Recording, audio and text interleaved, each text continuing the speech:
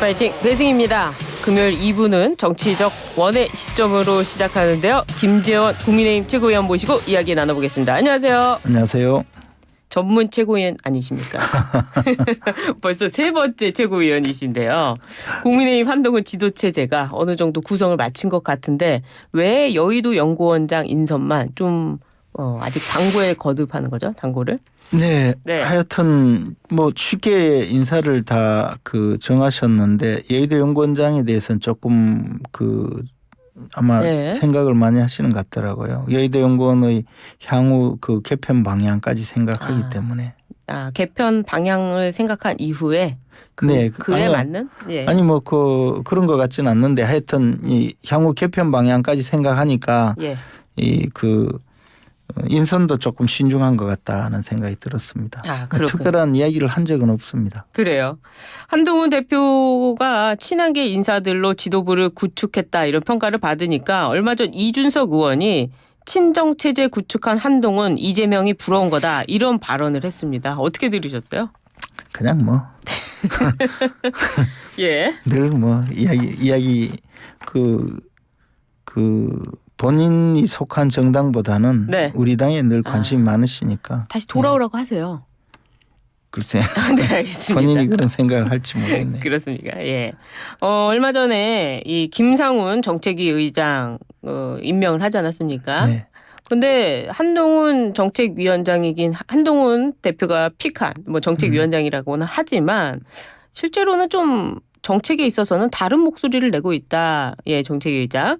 제3자 특검법과 관련해서도 수사가 먼저다. 뭐 이런 입장을 내면서 좀 목소리가 달라지는 것 같다 이러는데 어떻습니까? 뭐 제3자가 추천하는 특검법에 대한 예. 그런 입장은 우리 당의 지금 현재 국회의원들이 좀 그런 입장을 많이 취하고 있는 걸로 보입니다. 왜냐하면 지금 민주당이 내놓은 특검법에 대해서 필리버스터까지 계속하면서 네. 또 대통령 거부권 행사 이후에 재의결까지 해왔지 않습니까? 예. 그러다 보니까 그런 입장하고 네. 당대표께서 이번 전당대회 출마하면서 내세운 네, 제3자. 그런 제3자가 추천하는 특검법을 우리 당의 당론으로 발의하겠다라고 한 것에 대해서 약간의 아직 조율이 덜 된 상황이 아닌가. 뭐 그래서 네. 정책위 의장은 또 정책위 의장의 입장에서 원내 전략상으로 네. 이 부분을 다뤄야 하기 때문에 그런 입장인 것 같습니다. 그렇습니까? 장동혁 최고위원도 제3자 특검법에 대해서는 개인적으로 불필요하다 이런 입장인 것 같은데요. 글쎄 지난번에 현재 민주당이 이른바 더 센 특검법을 자꾸 내놓고 있는 상황에서 우리 당에서 제3자가 추천하는 특검법을 논의할 실익이 없다 이렇게 이야기를 한 것 같아요. 그래요. 뭐 저도 그 생각에는 동의합니다. 왜냐하면 지금 내놔봤자 민주당과 협상이 될 리도 없고 오히려 전열만 분열시키고 우리 당의 전략만 노출시키는 것이기 때문에 별로 좋은 상황은 아니라고 봅니다. 그래요. 또 최고위원이시니까 이 비공개 회의 때 있었던 일 좀 여쭤보도록 하겠습니다. 지난번 25만 원 것과 관련해 가지고 이미 의원들이 필리버스터를 한다고 결정을 했는데 이에 대해서 반대만 하면 되느냐 좀 대안이 있어야 되지 않느냐 한동훈 대표가 이런 발언을 해서 약간의 언쟁이 있었다고 하는데 그 자리 계시지 않으셨습니까? 제 옆에서 그런 이야기가 있었고 네. 근데 저는 제가 기억하기로는 한동훈 대표께서 이제 이게 이제 비공개 회의였죠. 근데 우리 당이 민주당에서 국민들한테 돈 주자고 말도 안 되지만 포퓰리즘 법안을 내놓고 선전을 하고 있는데 우리가 거기에 맞서서 돈 주지 말자고 돈 주는 거 반대한다고 길을 쓰고 말리는 모양이 좀 이상하지 않느냐. 그러니까 쉽게 말해서 필리버스터까지 할 사안이냐에 대해서는 조금 의견이 다른 것 같았어요. 근데 말씀하신 대안을 마련해야 되지 않느냐라는 이야기는 사실 저는 기억이 없어요. 그래요? 그래서 제가 그 언론 보도를 보고 약간 이런 이야기가 있었는가에 대해서 조금 돌이켜 생각했는데 대안까지 마련해라는 이야기는 제가 좀 기억이 없어요. 왜냐하면 제가 막 세세히 듣고 이렇게 하지 않고 예. 제가 그 논의에 참여하지 않아서 그랬는지는 몰라도 그냥 하여튼 한동훈 대표는 그 입장이었어요. 아, 필리버스터 반대 입장. 필리버스터 반대보다 필리버스터까지 해가면서 저 나올 때 국민들이 보기에 네. 이건 막 너무 막 기를 쓰고 막는 것처럼 보이는 거 아닌가 했는데 그때 이제 원내대표 입장에서는 오늘 이미 필리버스터를 하게 돼 있고 이 법안에 대해서 민주당이 내세우는 이 포퓰리즘에 대해서 국민들이 아직까지 잘 모르고 네. 있기 때문에 홍보하기 위해서라도 필리버스터를 활용해야 되고 이게 막 오래 가는 것이 아니고 1박 2일 뭐 이 정도 하면 끝나는 것이니까 필리버스터는 예정대로 해야 된다라는 그런 입장이었어요. 그래서 말씀하신 대로 언젠까지는 아니고. 그래요? 예. 네. 추경호 원내대표 좀 기분 나쁘지 않았을까요? 이미 하기로 결정을 했는데. 아니 근데 다양한 의견이 나올 수 있잖아요. 그래요. 알겠습니다. 그러니까 그거를 막 그때 당시에 심각한 내용이거나 네. 막 언쟁이 있거나 그 정도는 아니었어요. 아, 그렇군요. 예, 저는 조금 그냥 일상적인 그 어떤 토론 정도로 그렇게만 받아들여서 예. 그래서 그런지 하여튼 대안을 마련해야 된다는 얘기죠. 대안 마련은 없었다. 아니요. 제가 기억이 없지 있었는지 없었는지 정도도 알겠습니다. 잘 모르겠어요. 예. 그만큼 심각한 대화가 아니었어요. 아, 그렇군요. 한동훈 대표가 이제 민생 정책에 어프로치를 하고 있는 것 같습니다. 이 정기요금 1만 5천 원 추가 지원부터 시작을 해가지고요. 또 네. 금투세와 관련해서는 민주당과 토론을 하자 이렇게 나오고 있는데 이와 관련한 정책 파이팅 어떻게 생각하십니까? 옆에서 저는 보시는데. 지금 방향은 상당히 긍정적으로 생각합니다. 저도 금투세 문제에 대해서는 네. 그 한동훈 대표 의견을 같이 하고 있고요. 또 전력 요금, 전기 요금을 감면하는 문제는 저는 이제 이것을 예를 들어 예산을 마련해서 바우처로 지급하고 이게 시간이 좀 걸리고 힘드니까 그냥 빨리 기본 요금 구간을 300km에서 한 400km로 늘려주자. 예. 그러면 전기를 많이 쓰지 못하는 저소득층에서 냉방기를 가동할 수 있고 네. 안심할 수 있으니까 그것으로 충분하다는 입장이었고 하여튼 걔는 뭐 비슷하게 생각합니다. 이게 이제 뭐 지금 사상 최악의 폭염인데 8월 중순돼 버리면 벌써 정책 효과가 떨어지거든요. 그래서 좀 빨리 시행하자는 거였습니다. 그렇군요. 알겠습니다. 이번에는 지금 김대중 전 대통령 사저 문제가 좀 논란이 되고 있는데요. 정청래 민주당 최고위원이 정부와 서울시가 세금으로 매입해야 된다 이렇게 주장을 했습니다. 위원님 반박을 좀 해주시죠. 아니 근데 사실 김대중 전 대통령 사저가 뭐 우리나라 민주화 운동의 구심점이었고 그 역사적으로 의미가 있는 장소인 것을 부정하는 것은 아니지만 네. 그것도 정도가 있거든요. 그리고 이 사저에 대해서 만약에 그때 당시 또는 이후에 그 유가족들이 국가에서 관리해 달라라고 일정 부분 기부하고 했다면 네. 또 전례도 없지는 않습니다. 그러나 이것은 사실 지금 그 100억 원의 매각을 했다라고 하면서 내놓는 과정이 상당히 좀 비정상적이에요. 그래요?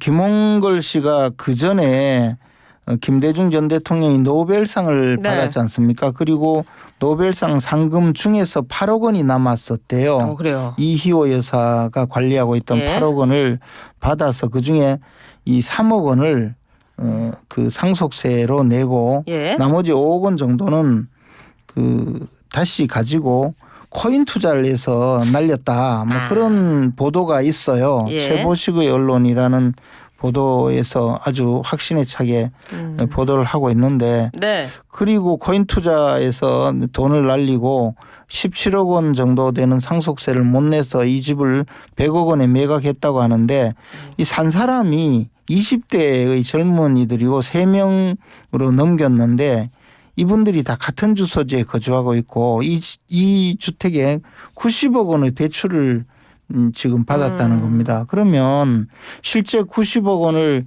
이 젊은 3명이 대출을 받아서 100억 원에 산 것인지 아니면 김홍걸 씨가 90억 원을 이미 대출을 받고 갚지 못하는 상태에서 이분들에게 명의를 넘긴 것인지 그리고 그 상황에서 100억 원을 받아내려고 사달라고 했던 것인지 아니면 실제 100억 원에 넘긴 것인지 이건 한번 지금 오히려 조사를 해야 될 상황이고요. 예. 그런 과정이라면 실제 이 집이 100억의 가치가 있는 것인지 네. 뭐 하여튼 이거는 좀 엄청 굉장히 뭐 의심스럽다 이 말씀이신가요? 이걸 나라에서 덜커덕 사줄 상황이 아니라 유인태 전 국회 사무총장님 말씀대로 콩걸 씨가 또 욕심이 있어서 사고를 쳤다고 표현했는데 이 심오한 말뜻이 무엇인지 이것을 한번 알아볼 필요가 있다고 봅니다. 이 매매 과정부터 좀 들여다봐야 된다. 그렇죠. 그리고 만약에 김홍걸 씨 말이 사실이라 하더라도 그럼 100억 원을 빼잡수신 거 아니에요. 그리고 그 돈을 가지고 다시 나라에서 되사준다면 그럼 개인적으로 뭐 부채를 갚고 뭐 코인 투자하고 이렇게 날린 돈을 나라에서 갚아준다는 건데 이게 말이 되는 이야기입니까? 그러네요. 근데 이번에 문제가 된 동교동의 김대중 전 대통령 사저 외에 국가가 다른 사저를 매입해서 운영하고 있는 경우가 있습니까? 그 김대중 대통령의 생가를 뭐 보존해서 크게 공헌화하고 역사적 유적으로 만든 것은 뭐 익히 알려져 있고 또 광주에 김대중 컨벤션 센터라고 해서 또 김대중 기념관 이런 기념물이 있죠.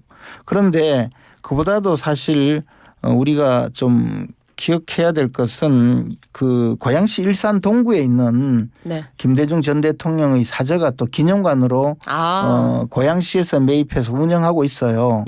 그게 이제 김대중 전 대통령이 그 1995년부터 95년 말부터 98년 1월 대통령 되기 직전까지 2년 남짓 살았던 그 주택이 있는데 이게 그러니까 1999년까지잖아요. 95년부터 99년 그때까지 한 2년 조금 더 살았던 저택인데 이 소유자는 그 미국에 있는 무기거래업자 우리나라하고 무기거래를 많이 했다고 알려져 있는 조풍원 씨 소유로 되어 있었어요. 그런데 그것이 99년에 이제 대통령 되시고는 그 집에 떠나왔는데 이 집이 그러면 20년 지난 2020년에 고양시에서 매입해서 25억에 매입해서 29억 원 넘게 또 리모델링 비용을 들여서 지금 김대중 대통령 사저 기념관이라는 이름으로 그 고양시에서 돈을 내서 관리하면서 운영을 하고 있어요. 근데 뭐 역사적으로 어느 정도 가치가 있는지는 몰라도 이 주택도 조금 보면 약간 미심쩍은 부분이 있는 게 그 2020년에 고양시에서 매입했다고 하지만 조풍원 씨는 그 2014년 10월 7일 날 사망을 해요. 그랬는데 그러면 그 가족이 상속을 받아야 되는데 상속을 받지 않고 놔뒀다가 2019년 6월 25일 날 그 캘리포니아에 사는 조풍원 씨의 딸로 추정되는 조덕희 씨가 상속을 받아서 2020년 1년도 안 돼서 2020년 2월 28일 날 고양시로 넘기거든요. 근데 이 2019년 6월 25일로부터 얼마 전에 이희호 여사가 2019년 초에 사망을 하셔요. 그러니까 이게 묘하게 2019년 그 이희호 여사 사망 후에 동교동 저택도 유산 분쟁이 일어나서 김홍걸 씨가 김홍업 씨하고 소송을 한 해 만에 하고 또 노벨상 상금도 가지고 또 소송을 한 해 만에 하고 이 문제는 이제 김대중 전 대통령 일가족 소유로 되어 있지 않아서 유산 이야기는 없었는데 하여튼 돌아가시고 얼마 안 돼서 갑자기 오래전에 사망한 조풍원 씨 딸로 상속이 되고 1년도 안 돼서 고양시로 넘겨서 기념관이 되거든요. 이거 한번 수사기관에서 자금 추적을 해보시면 우리 국민들이 알아야 될 이 말씀이신데 이야기가 있고. 잠시만요. 이 말씀이신데 앞서서 최고위원님께서 김홍걸 전 의원이 노벨 평화상 상금 중 일부로 코인 거래를 했다라고 말씀하신 내용은 주류 언론에서는 보도된 내용이 아니어서 김재원 최고위원의 개인 의견으로 받아들이도록 하겠습니다. 아니 이제 저도 다른 어떤 언론에서 보도가 되어서 그냥 소개만 했습니다. 소개만 하는 하셨는데 아무튼 이 DJ 사저와 관련돼서 여러 가지 문제점을 좀 지적을 해 주셨어요. 매끄럽지 않다 이 말씀이신데. 국고에서 매입한다는 것은 네. 이런 모든 의혹이 말끔히 해명되고 난 다음에 다시 의논해야 될 네. 사안이라고 봅니다. 그렇군요. 알겠습니다. 박찬대 제가 할게요. 예, 박찬대 원내대표가 대통령의 거부권에 대한 국민들의 거부권이 더 강하게 적용할 시점이 올 것이다 하면서 이 자꾸 그 거부권 정국이라는 표현을 쓰고 있습니다. 어떻습니까?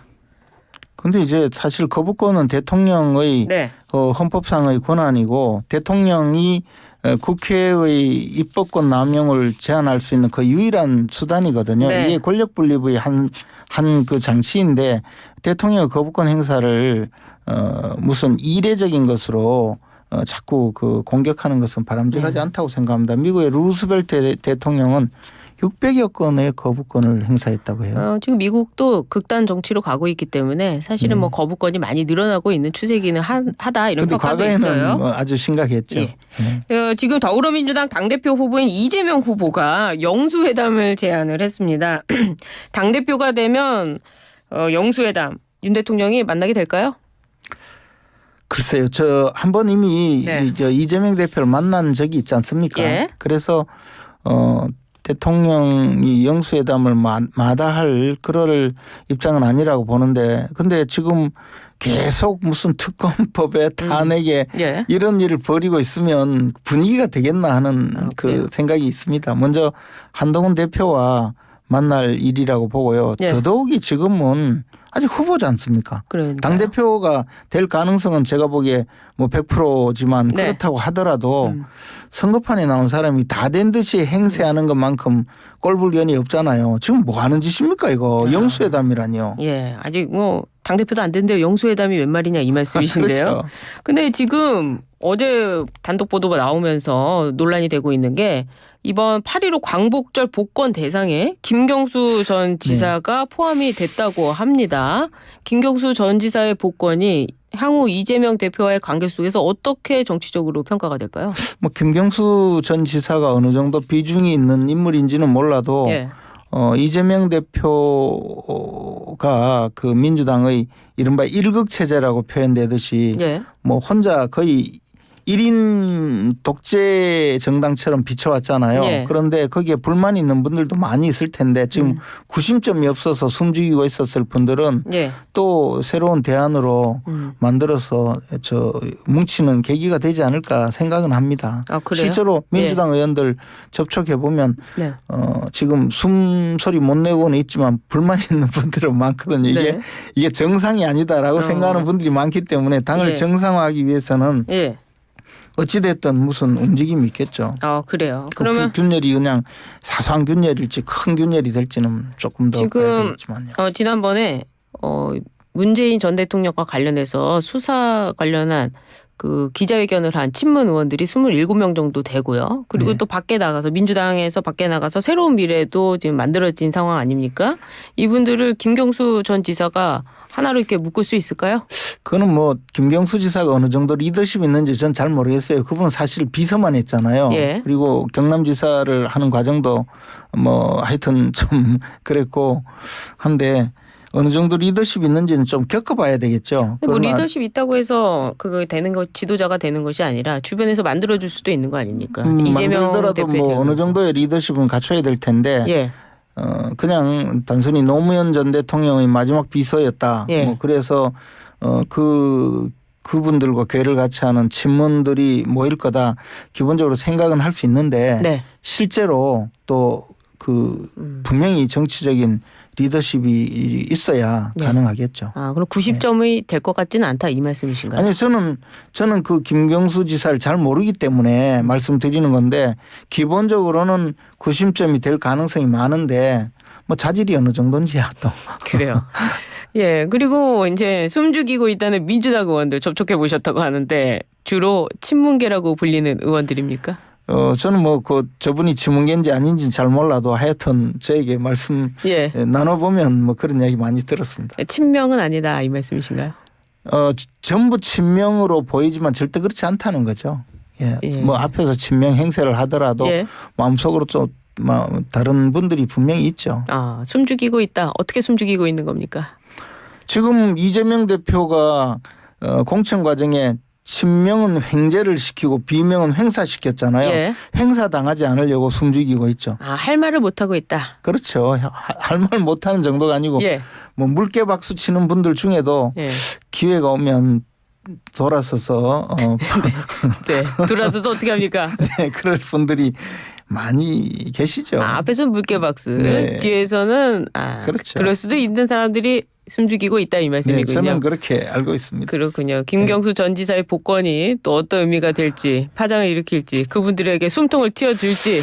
이게 김경수 전 지사를 복권을 할 거냐 말 거냐 논란을 벌일 때도 사실은 네. 좀 미묘한 분위기가 있었거든요. 알겠습니다. 그럴 수도 있죠. 그렇습니다. 다음 주에 한번 또 이야기 들어보기로 하고요. 지금까지 김재원 국민의힘 최고위원과 함께했습니다. 감사합니다. 고맙습니다.